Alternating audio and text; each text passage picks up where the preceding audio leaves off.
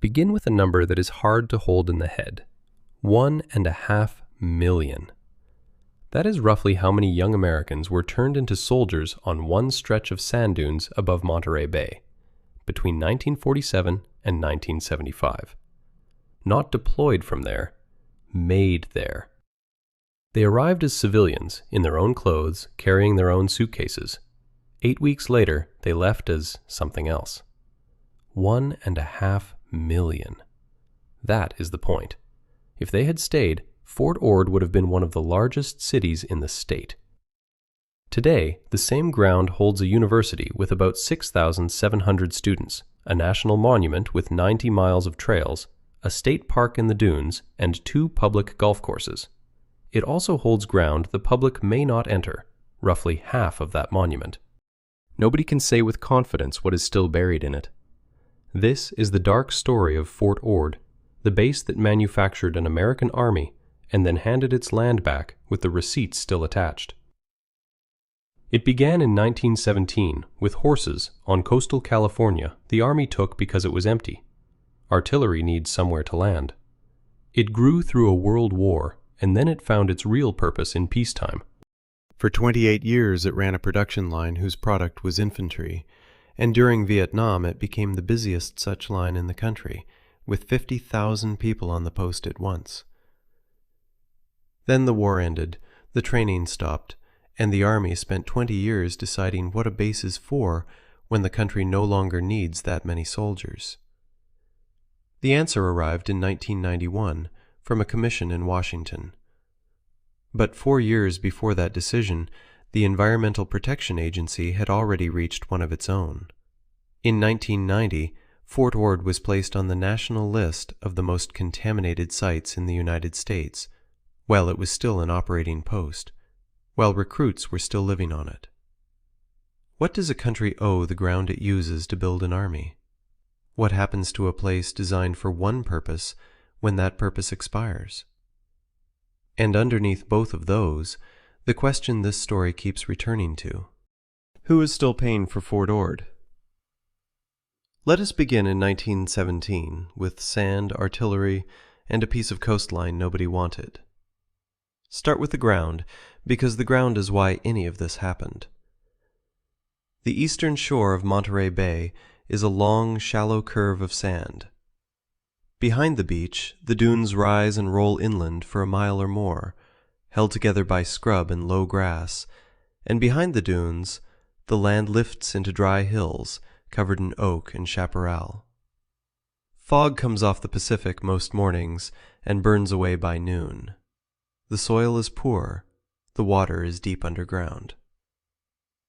In 1917, this was not valuable land. That was the point. Consider what an army needs from a piece of country, because it is not what a farmer needs, or a developer, or a town. An army needs space it can damage. Artillery is the clearest case. To train a gun crew, you must let them fire the gun, and a fired shell has to land somewhere. It needs miles of open ground beyond the muzzle, with nothing in the way and nobody living in the impact area. The ground behind the target has to absorb what misses. Add room to maneuver in formation, for men on horses to ride at speed, for camps that appear and disappear, and the specification becomes clear. The Army needed land that was empty, cheap, close enough to a port and a railway to supply, and worthless enough that nobody would complain about what happened on it. The dunes above Monterey Bay fit exactly. In 1917, the United States entered the First World War, and the American military discovered that it was very small. The country had to build an army from almost nothing, at speed, and building an army requires places to put it. Across the nation, the War Department acquired ground that year at a pace it had never managed before. On the California coast, it took a stretch of that sand and hill country and called it the Giggling Reservation. The name came from the land itself, not from any general. It was a working title for a working place. There was no ceremony, no permanent building of any consequence, and no expectation that anything would still be there in a century. It was a maneuver area and a field artillery target range, which is to say, a large empty space where soldiers could practice breaking things. The full holding would eventually reach some 28,000 acres. To picture what that means, take the whole city of San Francisco and imagine it as sand, oak scrub, and firing lanes. That is the order of magnitude. And unlike almost every other large landholding in coastal California in the 20th century, this one would never be subdivided, never be sold to developers, never be built over. For 77 years it belonged to the Army, and the Army's use of it froze it in place. That accident of ownership matters more than it sounds. Hold the thought. Every other stretch of coast like this one was eventually built on. This one was not. The early decades here belonged to horses. Before mechanization, the American Army still moved and fought partly on hooves. Cavalry units trained on this ground in the years between the wars, riding through the dunes and the hill country in formations that would have been recognizable to a soldier of the previous century. Artillery was horse-drawn. Supply was horse-drawn. A young man arriving at this post in the 1920s learned to ride, to care for an animal, and to fight from the saddle. Within 20 years, all of that would be obsolete, and the same ground would be teaching men to drive and to fight from vehicles. Within 50, it would be teaching them nothing but infantry. The land stayed the same. The Army on it changed completely, twice. The name changed too. In 1940, the post was formally designated Fort Ord after Major General Edward Otho Cresap Ord, who had served in the Union Army and died in 1883. He had no particular connection to this coastline. He was a career officer of the 19th century, remembered mostly by other officers, and the naming followed the ordinary practice of the period, which was to attach the dead of previous wars to the installations of the next one. It is worth pausing on the date. 1940. By that year, the war in Europe was a year old. France had fallen, and the United States was not yet in the fight, but was preparing to be. The American Army was expanding again, faster and further than in 1917, and a temporary reservation on the California coast was about to become something permanent. In August of that year, the 7th Infantry Division was reactivated and moved on to the post. It was the first major unit to occupy the place, and its arrival marked the change of status from training ground to garrison. Men, families, offices, supply chains, a hospital, a chain of command with a permanent address. From that point, the trajectory only went one way. What had been an empty stretch of dunes acquired in a hurry during one world war became, in the next, one of the largest military training bases in the United States. More than 1.5 million troops would pass through it before it was done. But the shape of what Fort Ord became was set here, in these first 2 decades, by 3 facts that never changed. The land was chosen because it could be damaged. It was held by an owner who answered to nobody locally, and nobody in 1917 or 1940 was keeping a ledger of what the damage would eventually cost. The attack on Pearl Harbor arrived on a Sunday in December of 1941, and within days every training installation in the United States was told to expand. Fort Ord expanded faster than most, for a reason of pure geography. It sat on the Pacific coast, and the Pacific was now the front. Men who trained here could be loaded onto ships a short distance away. The dunes that had been chosen because they were empty were now the closest thing the Army had to a rehearsal stage for the war it was about to fight. The post filled. Tent cities went up on ground that had held nothing. The permanent garrison of 1940 became a transient population many times larger, arriving, training, and leaving in waves. And the 7th Infantry Division, the first major unit to occupy the place, prepared to go to war. Here the story takes a turn that no one on the post could have predicted, and it is worth telling in full because it explains something about how armies actually work. The 7th was trained for the desert. In 1942, the American plan was to fight the Germans and Italians in North Africa, and the division was sent to the Mojave to learn how.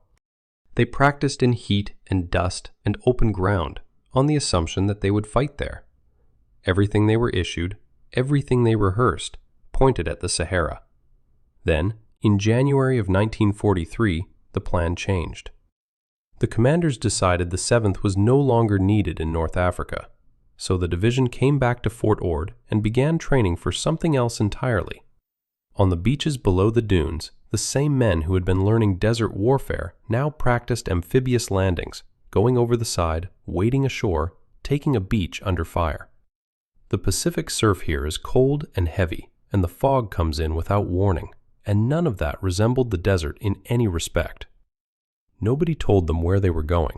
They found out later. Secrecy was the point. A division that knows its destination can leak it. On the 11th of May, 1943, elements of the 7th Infantry Division landed on Attu, at the far western end of the Aleutian chain, in the operation the Army called Land Crab. More than 15,000 American soldiers took part. Attu is a treeless volcanic island in the North Pacific, roughly 2,000 miles from Monterey Bay, and it was, along with Kiska, the only piece of American soil occupied by a foreign army during that war. The fighting lasted 18 days. 600 soldiers of the 7th were killed. On the Japanese side, 2,351 men died, and 28 were taken prisoner. Those numbers describe a battle fought almost to the last man.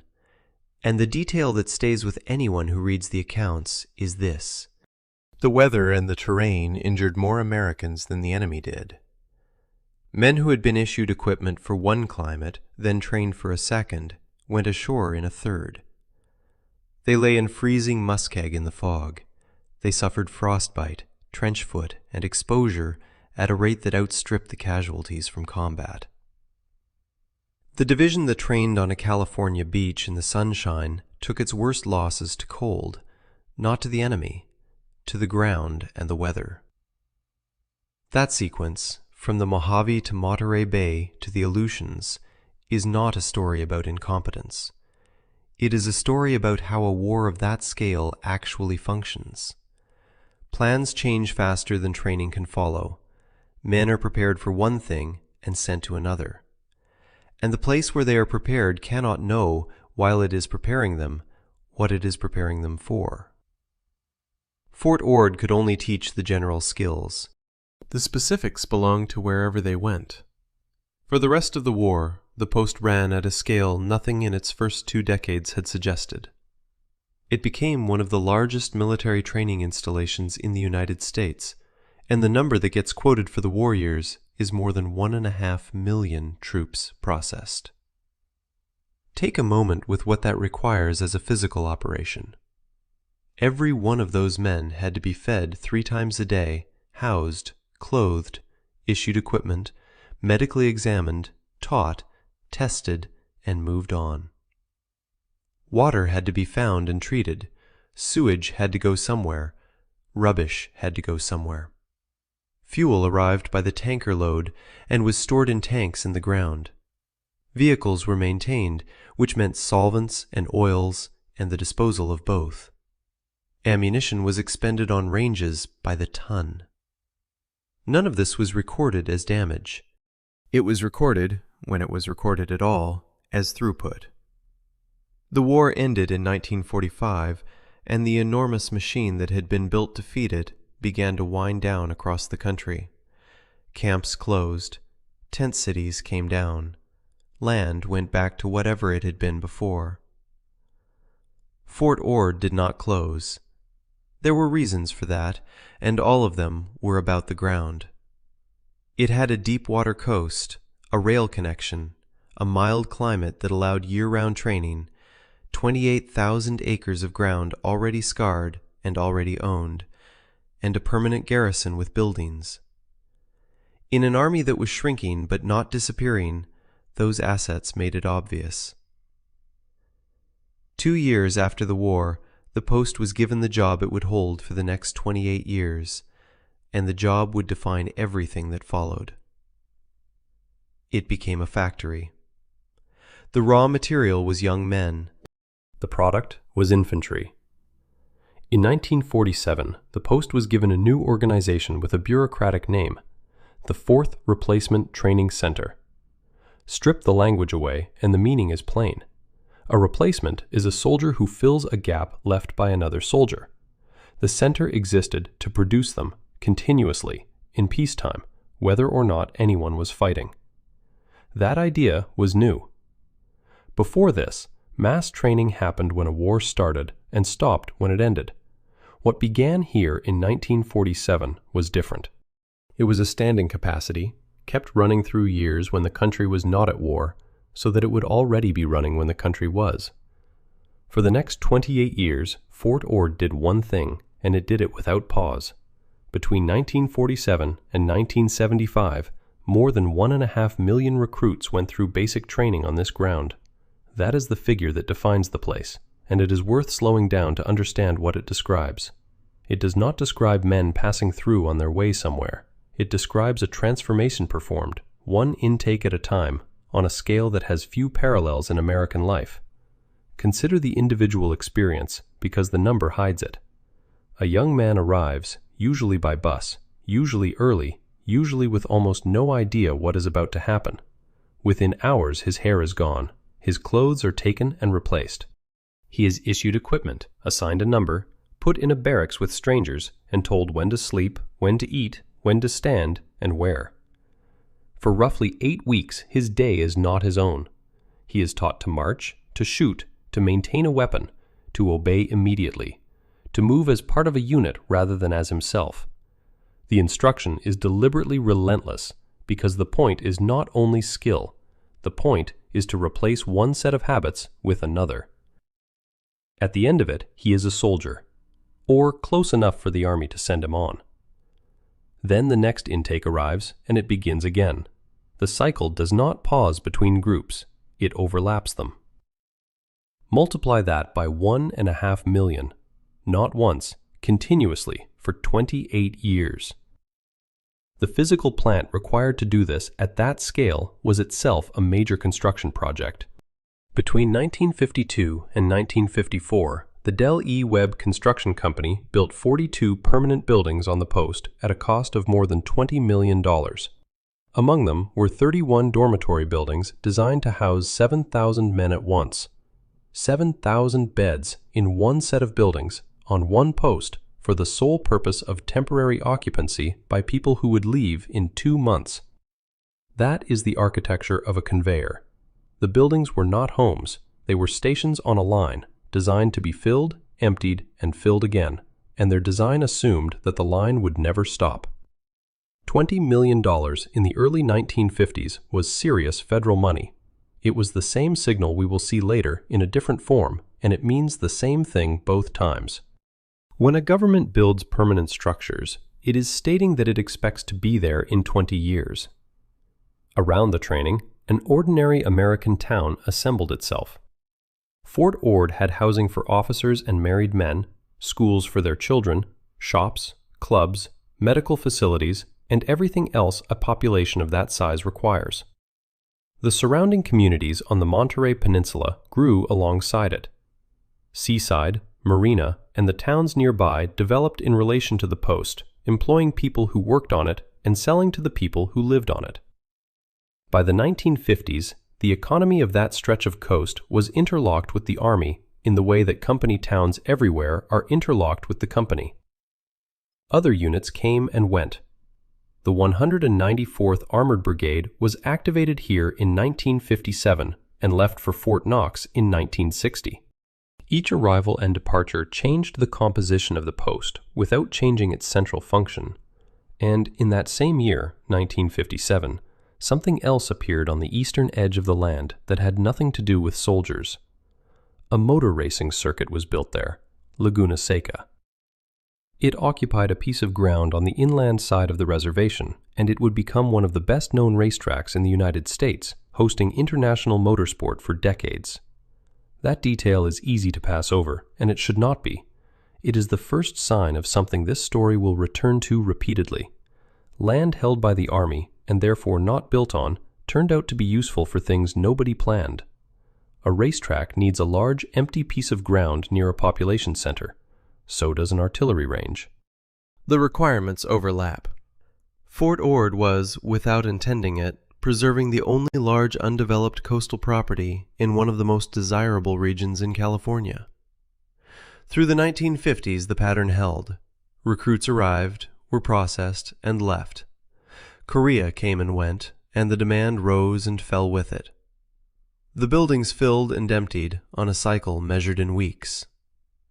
Then, in the middle of the next decade, the demand stopped being cyclical. The United States began sending combat troops to Vietnam in numbers, and the machine that had been built and maintained through the quiet years was suddenly required to run at capacity, continuously, for the better part of a decade. Fort Ord became the busiest training center in the country. Everything it had been built for since 1947 was about to be tested at full load. There is a number for the Vietnam years that says more than any description: 50,000. At one point during that war, 50,000 people were on this installation at the same time. Hold that against the region around it.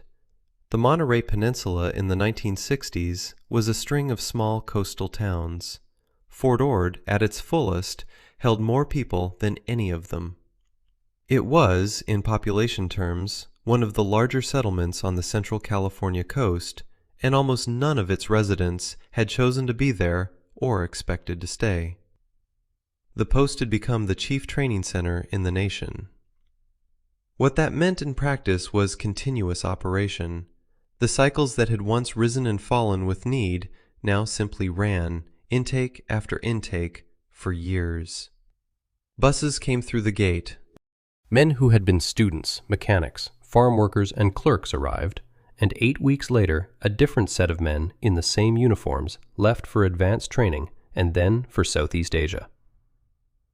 The scale is easier to grasp from the outside than the inside. From inside, it was simply Tuesday. For the individual recruit, the experience was not statistical. It was hot, loud, exhausting, and personal. It was a drill sergeant, a rifle, a barracks floor, a run in the fog before daylight, and the specific fear of a specific destination that everyone knew about and few discussed directly.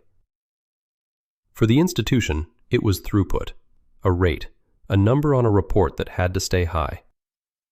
That word matters, and it is the reason this section exists.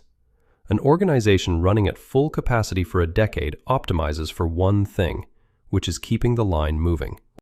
Everything else becomes secondary, including questions that have no immediate answer, such as where the waste goes. Look at what a post of 50,000 generates in a single day. Food waste and refuse for a city, sewage for a city, laundry, medical waste from clinics treating thousands, motor pools maintaining hundreds of vehicles, which means used oil, degreasing solvents, batteries, and the disposal of all three. Fuel drawn from underground storage tanks, some of which had been in the ground since before the war. And on the ranges, ammunition expended daily, in quantities that no one was counting for any purpose except supply. All of it stayed on the property. There was no reason for it to go anywhere else.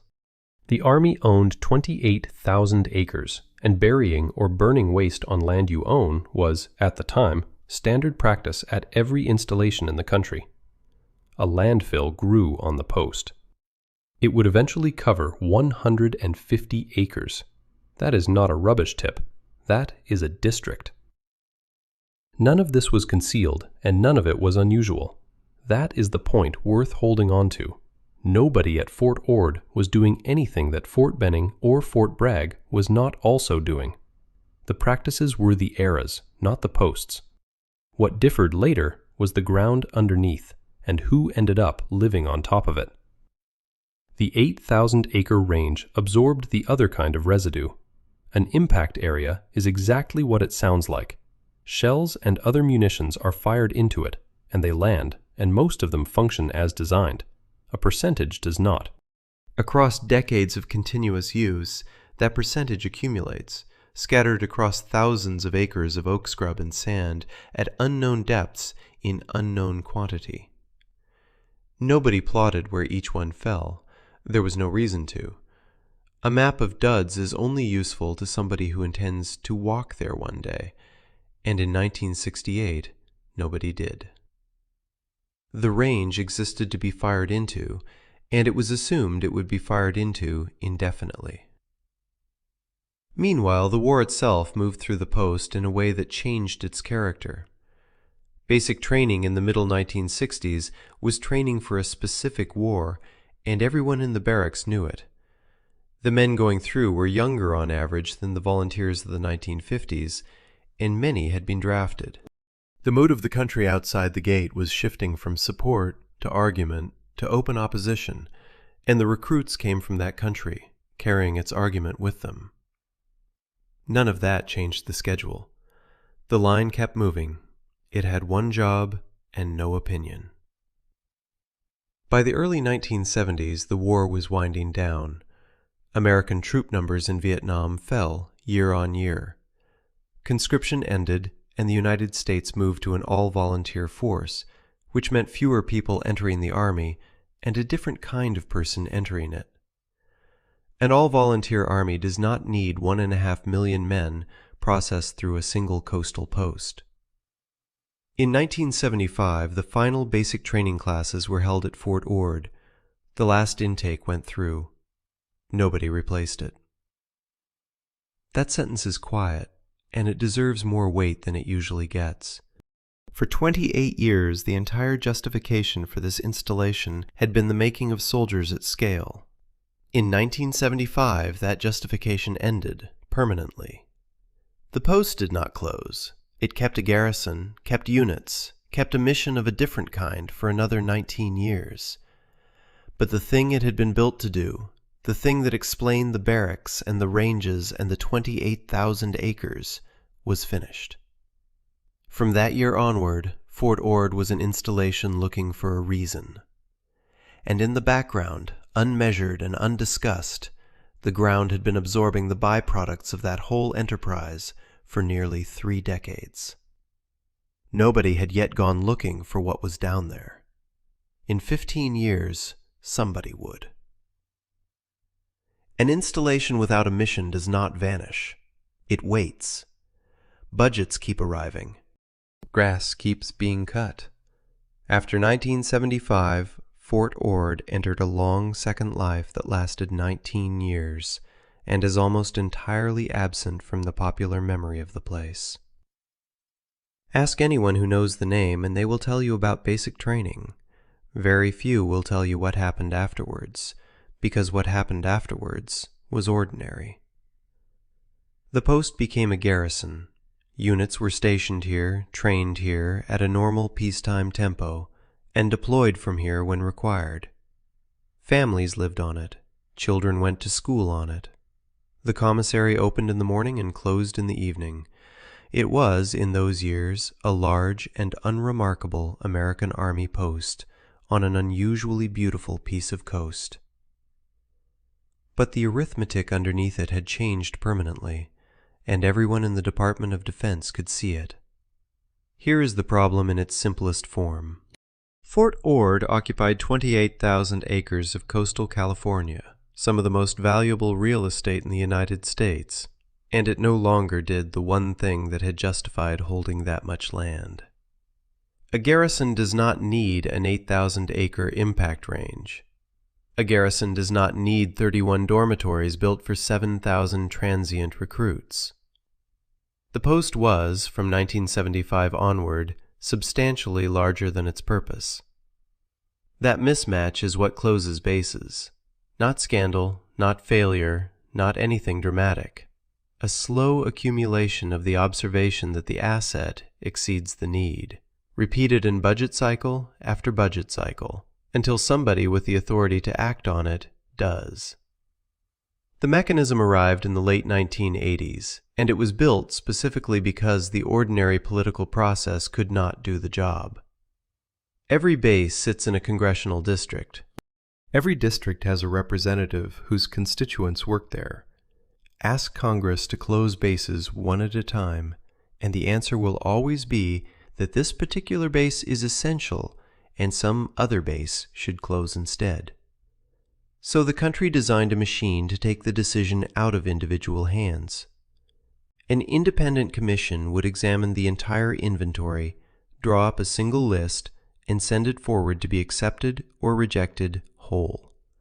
No amendments, no rescues. In 1991, that commission recommended the closure of Fort Ord. The local reaction was what you would expect from a region whose economy had been interlocked with a military post for half a century. Seaside and marina had grown up around the gates. Thousands of civilian jobs on the peninsula existed because of the army. A large share of the local rental market housed soldiers and their families. None of that changed the outcome. That was the design.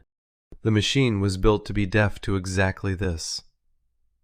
Fort Ord closed officially in 1994. The units stationed there were moved to Fort Lewis in Washington State. What closure meant in practice is worth spelling out, because the word suggests a door and a key and nothing more. It meant that a population of thousands left over a period of months, in the order that military populations always leave, by rotation and reassignment. It meant that schools lost pupils, shops lost customers, and landlords lost tenants. It meant that a physical plant of thousands of buildings, some of them dating to the early 1950s, stopped being maintained on a daily basis and started being maintained on a caretaker basis, which is to say, hardly at all. And it meant that the Army had to answer a question it had never had to answer about this ground. Who gets it now? Not all of it went. A portion remains under Army control to this day, known as the Ord Military Community, and it houses functions that needed somewhere to be. The Defense Manpower Data Center operates there. California Army National Guard units use it. A commissary still serves military families in the region. But the great majority of the 28,000 acres was surplus, and surplus federal land has to go somewhere. In an ordinary case, the answer would be simple: sell it. Coastal California land of that size and position, 3 hours from Silicon Valley, on the ocean, would be worth an amount most people would struggle to state without checking the figure twice. Fort Ord could not be sold that way, and the reason had been established 4 years before the base closed. In July of 1989, the Environmental Protection Agency proposed adding Fort Ord to the National Priorities List. In February of 1990, the listing was made final. A federal facility agreement followed the same year, setting out how the cleanup would be governed. Read those dates again against the closure date. The base was declared one of the most contaminated sites in the United States in 1990. It continued operating as an Army post for 4 more years. Soldiers and their families lived on ground that the federal government had formally classified as requiring long-term remediation, and the two facts sat side by side without contradiction. Because that is how the system works. Listing a site does not empty it. It starts a legal process. So the land that was surplus was also encumbered. It could not simply be handed over, sold, or built on, because a large part of it had a condition attached that nobody could remove quickly. What exactly was in it, and how much, is the subject of the next part of this story. It turned out to be a great deal. Some of it is still there. Some of it will be there long after everyone reading this is gone. The contamination at Fort Ord comes in 2 kinds, and they behave completely differently. The first kind moves. The second kind waits. Start with the one that moves, because it is the one that reaches people who never set foot on the base. Underneath this part of California, the water sits in layers. Not a single reservoir, but a stack of them, separated by rock and clay, each holding water of different age and quality. At Fort Ord, the relevant layers have names that appear in every cleanup document about the place. The A aquifer nearest the surface. Below it, the upper 180-foot aquifer. Below that, the lower 180-foot aquifer. Those are not abstractions. They are where the water comes from. Into that stack went trichloroethylene, a chlorinated solvent used for decades to clean metal parts, engines, and machinery. Every motor pool in the American military used it. It cuts grease off steel better than almost anything, and it moves through soil almost as readily as water does. The source at Fort Ord was the landfill. Waste disposed of there over many years leached down, and the solvent found the water. It did not stay in the top layer. Trichloroethylene was detected in the A aquifer, then in the upper 180-foot aquifer, then in the lower.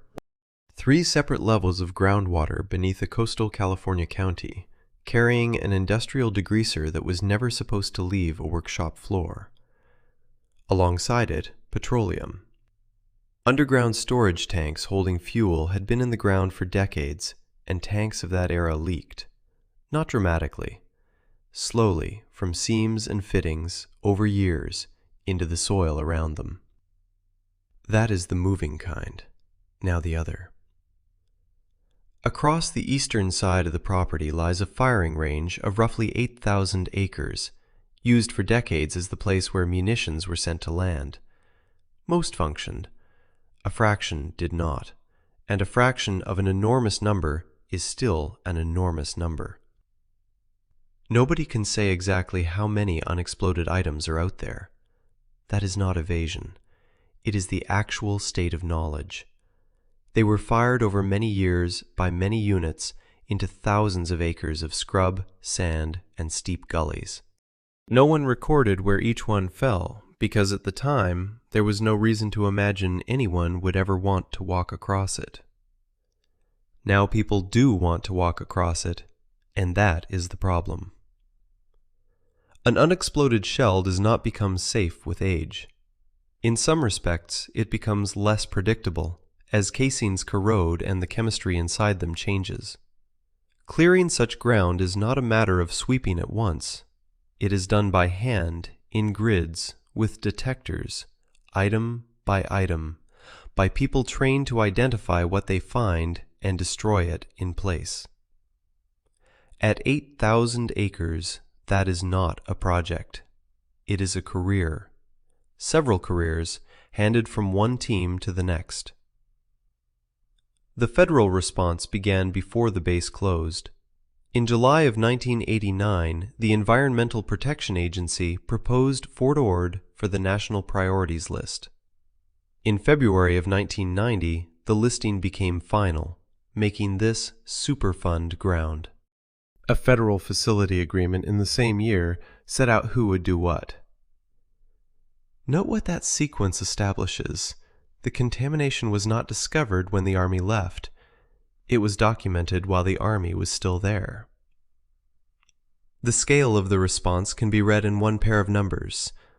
11,934 acres have been cleaned to a standard that allowed their removal from the National Priorities List.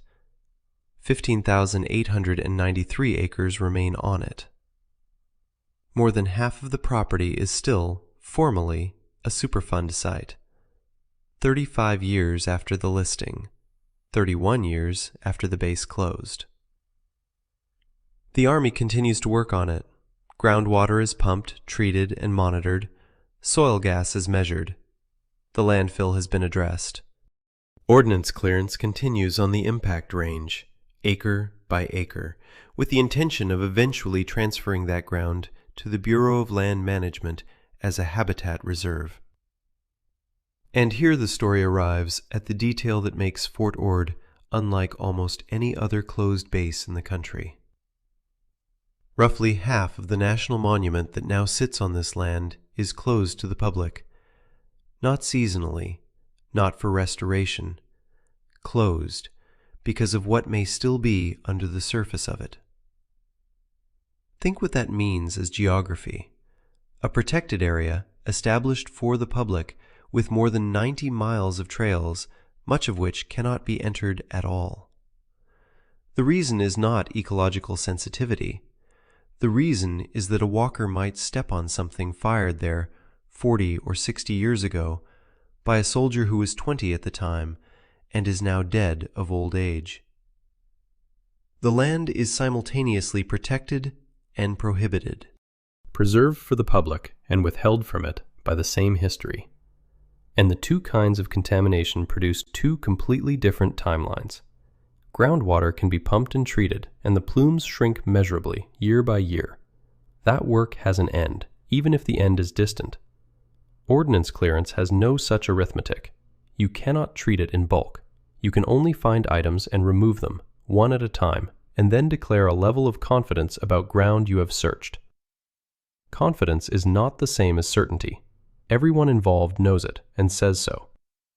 That is what was in the ground. The question of who inherited it is separate and stranger, because this one was not sold to a developer. It was given away, in pieces, to institutions that had to decide what a poisoned coastline is for. A closed base usually becomes one thing: an airport, an industrial park, a prison, a housing development, or nothing at all. Fort Ord became 5 things at once, and the list is worth reading slowly because each entry is an answer to a different question about what land is for. The first answer arrived almost immediately. In 1995, 1 year after the Army left, California State University opened a campus here.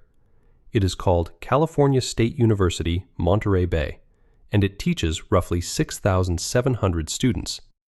It occupies buildings that were built to house soldiers, on streets laid out for a garrison, in a place designed around the production of infantry. Consider the substitution. Same rooms, same corridors, different 18-year-olds. The same barracks that processed young men through 8 weeks of basic training now house young people through 4 years of a degree. The buildings did not change purpose so much as change what they were doing to the people inside them. Other institutions followed. Monterey Peninsula College put a campus in Marina. A law school operates in the area.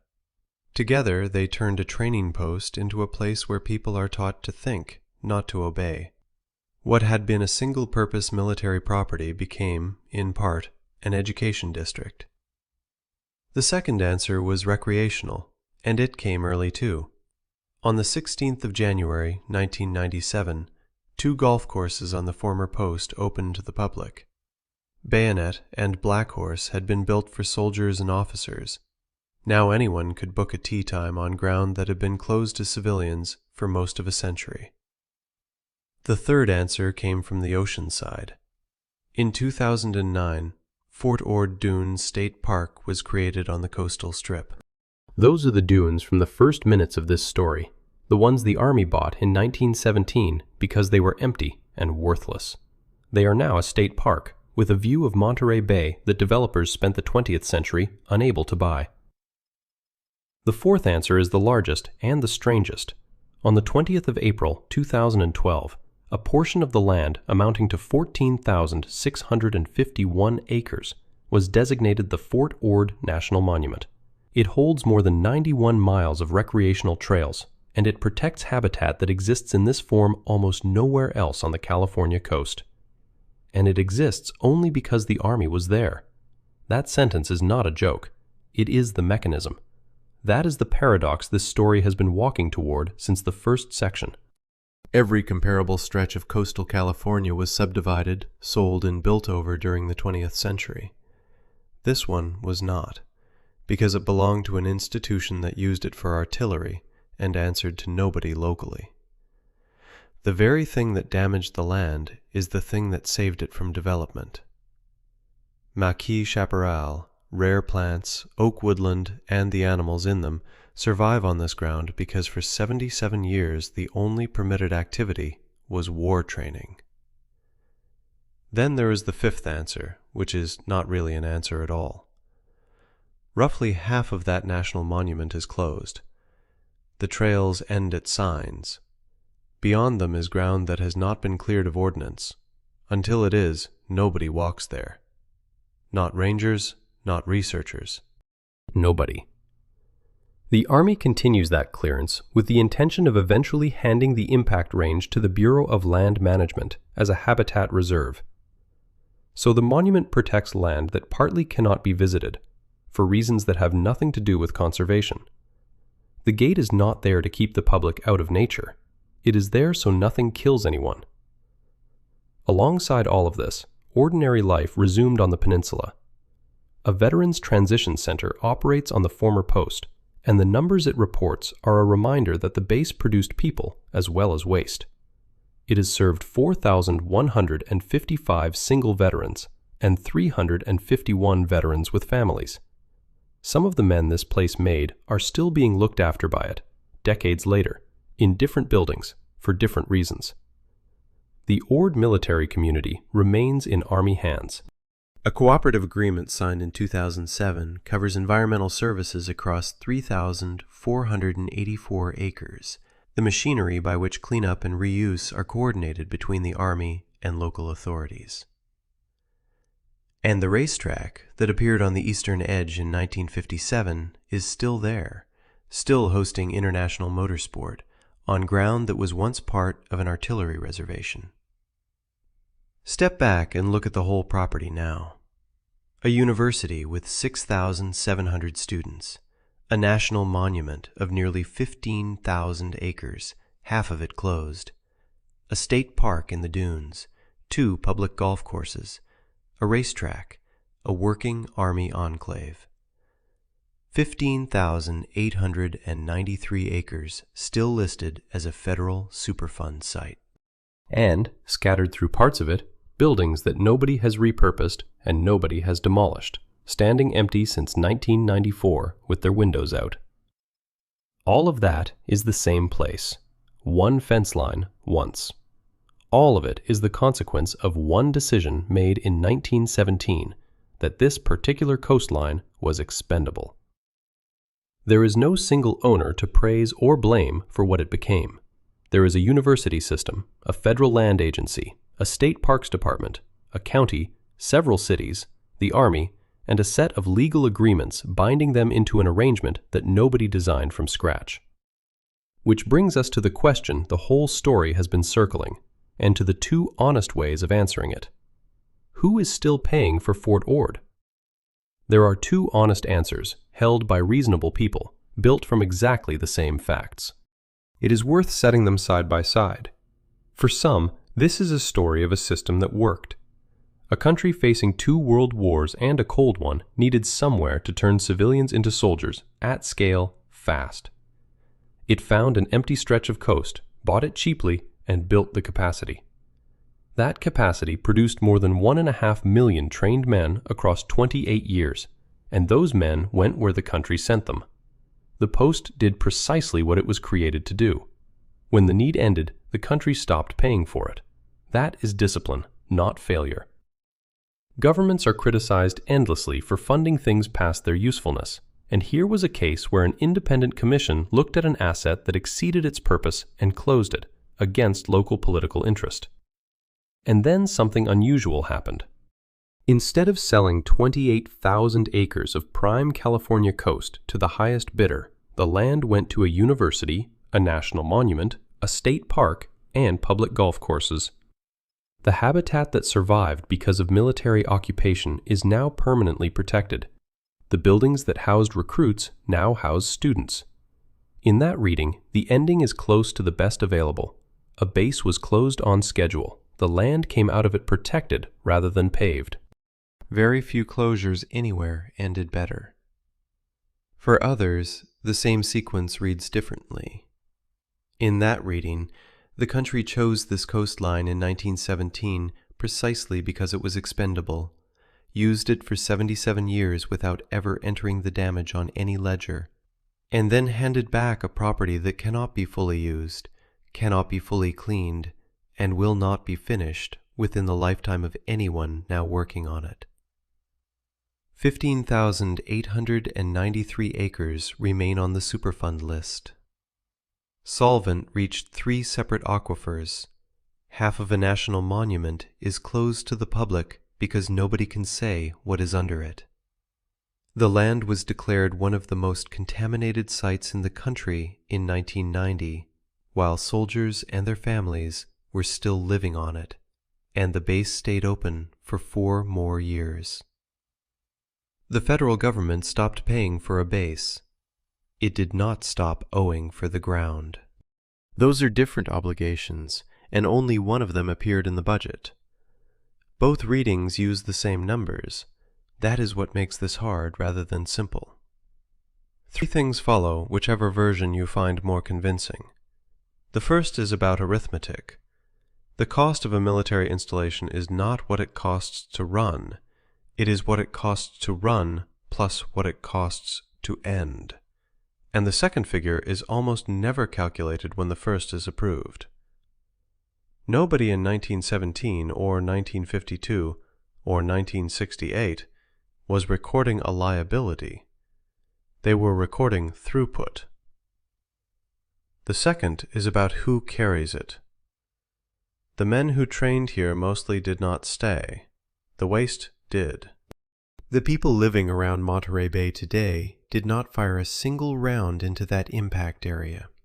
And they are the ones whose water is monitored, whose trails end at signs, and whose county contains a Superfund site larger than most towns. The third is the uncomfortable one. The best thing that happened to this coastline environmentally was military occupation. Not stewardship, not conservation policy, not public pressure. Artillery. The land survived development because it was being shelled, and every acre of protected habitat there today exists because the Army wanted somewhere it could damage. That is not an argument for anything. It is simply what happened. Any honest account has to include it, even when it sits badly, especially then.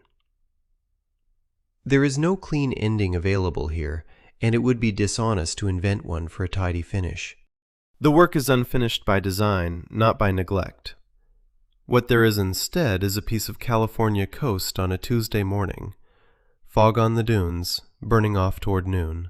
Students walking between buildings that were barracks, most of them unaware of it. Golfers on fairways cut through scrub that used to be a maneuver area. Cars on a racetrack built in 1957 on the inland edge. Rare plants growing in ground that was chosen because nobody would miss it. And beyond a line of signs, several thousand acres where nobody goes, being cleared one item at a time by people who will retire before the work is done. The barracks that were not repurposed still stand where they were left in 1994, windows out, doors open, paint going. Nobody has decided what to do with them. Deciding costs money, and the buildings are patient. They were built to last 20 years and have managed 30 more. The question that opened this story does not have an administrative answer, because it was never really about accounting. Who is still paying for Fort Ord? The recruits, in the ordinary way, long ago.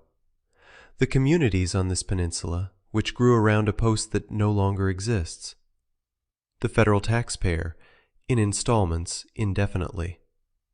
The students who study on it and the walkers who cannot cross half of it. And everyone who has not yet had to think about what it costs to build an army, if you count everything.